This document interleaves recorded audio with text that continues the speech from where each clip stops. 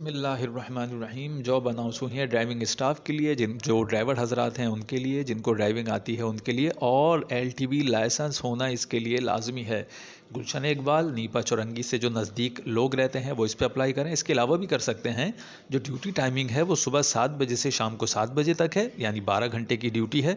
और जो इसमें एज जो मांगी गई है जो स्टाफ के लिए, वो एज है 35 से 50 साल के दरमियान उम्र होनी चाहिए।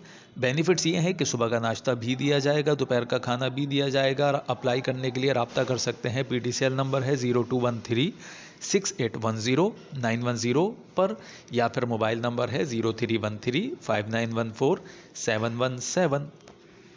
दूसरी जो जॉब है जिस पे अप्लाई कर सकते हैं वो जॉब है, एक जो है फेमस, एक मशहूर, एक पानी की सप्लाई कंपनी है।